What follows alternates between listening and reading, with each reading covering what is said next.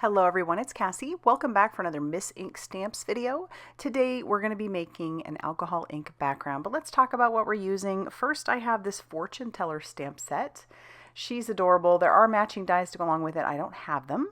But we also have the Magic Speaks stamp set. This is great. It goes with all those magical stamp sets that Miss Ink carries. And so I'm excited to pair these two up. Should be fun. So let's go ahead and get started with our background. Now I have a piece of poster board, and I know that those in different parts of the country or different countries don't necessarily have access to poster boards. So Yupo paper is probably the first go, but poster board's a little bit cheaper, so sometimes I like to use this. It doesn't move the same as it does on Yupo paper, but it does work pretty well.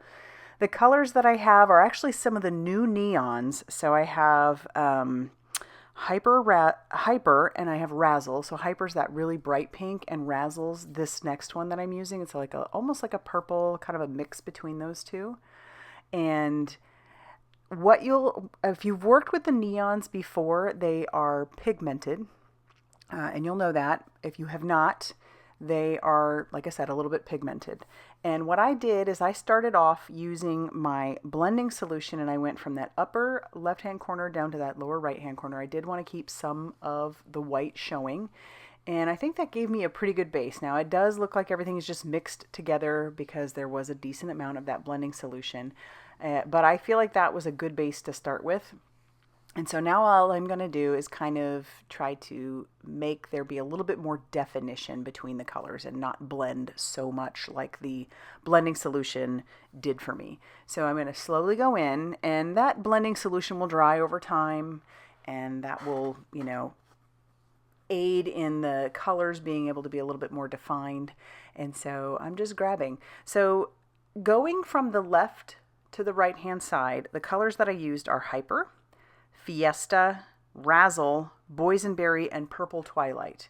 So if you are looking to grab these same colors because they are beautiful together, I cannot get over how gorgeous those neons are, especially mixed with some of those other regular traditional type alcohol inks. And so as you'll see here, now that that blending solution has started to dry back, I am just grabbing some of those colors, dotting it down, adding a tiny bit of blending solution, and then I have this little alcohol ink air blower. I can't remember the exact name of it, but I'm just using that to kind of move the color around.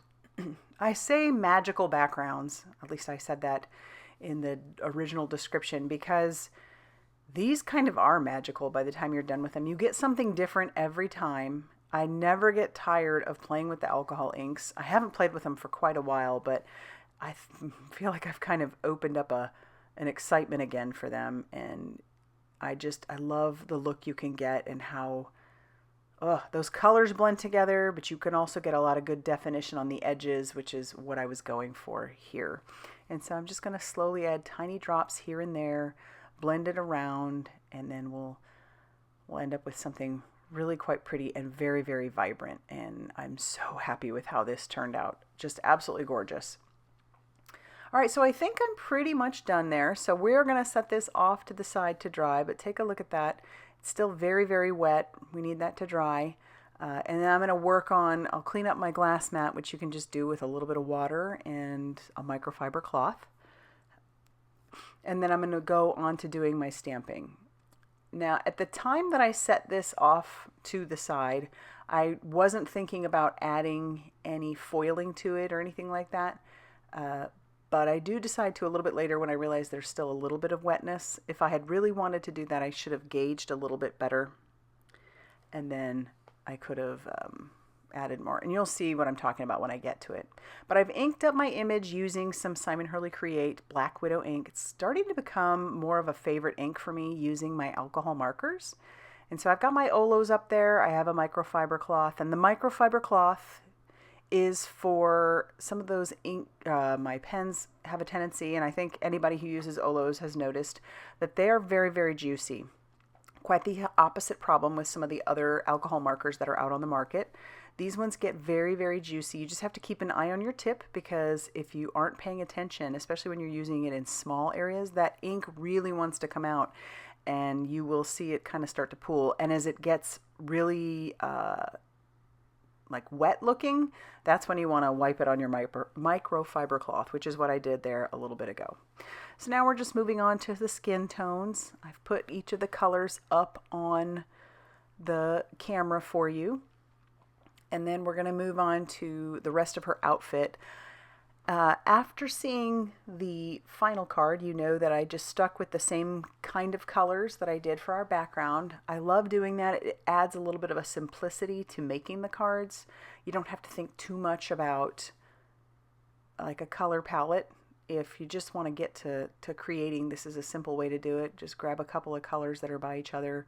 Monochromatic is always a good way to go too, but I just chose the pinks and the purples, and that's what I stuck with for her outfit, just pink and purple. And it really makes, that background really makes her pop, and I feel like it really, like her coloring really accents the piece that I made. So we'll finish up coloring her, and we've got some violets and those pinks. I'll bring the pinks in here in a second. And I really only grabbed 2 colors. She has smaller areas, so you don't need to go too in depth if you don't want to. And here I am grabbing that darker color and adding that on just for a little bit of shadowing. And then I'll realize that I don't want it to be too dark in areas, so I'm going to use a technique called tip to tip, where you just take the lighter marker and put it on the tip of your darker marker, and it'll pick up some of that color, and then you don't have too much of a crazy contrast. If you don't have all the colors that are out there, which I don't, I only have that first set that came out. I would have loved to have gotten the second, the next wave of colors. My husband did give me the okay to do it. I just couldn't bite the bullet on that one, especially with the move and everything else going on. So I just have those first original colors, but I love them. I really love my Olos. They are so much fun to color with. And yeah, so we're just going to finish up adding a little bit more darker pink or red violet to her, and then we're going to bring in some grays for the books she's carrying, and then also her little, I guess, magic ball. I forget what you call that. Words are hard. All right, and then I did fussy cut her out. So as you can tell, I did pull out some of those. This is the silver gilding flakes. This one's by Nuvo. You can tell my fan is on and it's blowing those all over. I suggest you turn your fan off before you get too crazy and make too much of a mess. And this is what I'm talking about. I wish that I had decided to do this a little bit sooner, because a lot of the areas that this gilding flake would have looked good on had dried already. So I do end up with a few of them, not a lot, but it does look pretty cool, and it would look even cooler if I had not waited so long. But isn't that pretty? Those gilding flakes work really well for that.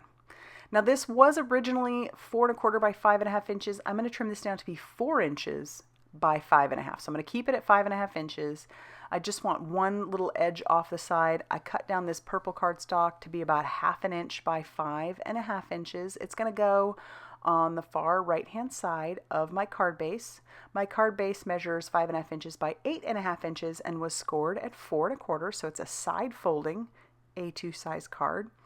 We'll add a little bit of glue to our purple piece, stick that down on the far right hand side, and then we can put glue on the back of our card panel, that beautiful alcohol inked card panel, and then we can add that to the left hand side and let that purple strip of cardstock really show. Makes more of the purple in the background pop a bit more. So I'll bring in the sentiment that I want to use. As you saw earlier, it says, "Another year older, how predictable." Super cute for a fortune teller. And so I'm going to just trim this sentiment down. Once again, I did use some of that Black Widow ink by Simon Hurley Create. And then I'm going to trim this portion down a little bit more. I'm going to go ahead and glue her right to the sentiment. The reason for that is that I do want to add some foam tape behind her and the sentiment. And this just makes it a little bit easier, at least for me. So I just add a little bit of glue on that side, and then I stick her down to it. Then we'll pull both of those off. We'll cover that with foam strips, and then we'll peel off the release paper on those, and then we can just go ahead and stick both her and our sentiment down to the front of the card. And I don't add any embellishments. You could, maybe some silver would be fun in there, but I love how that turned out. We're going to stamp on the inside as well. Another one of those sentiments have an exceptionally ordinary day. And then we're also going to stamp the little cat, and that's using some 100% juice on the front of our card, or the inside of our card, and that's going to finish off our card for today. So I love how this turned out. I hope you like it too. If you do, please hit that like button. Definitely consider subscribing if you haven't already done so. And huge thanks for sticking around, watching to the end, and using my affiliate links. All those things help me to keep producing videos, and I really appreciate you. So I will see you very soon in another video. Bye, everybody.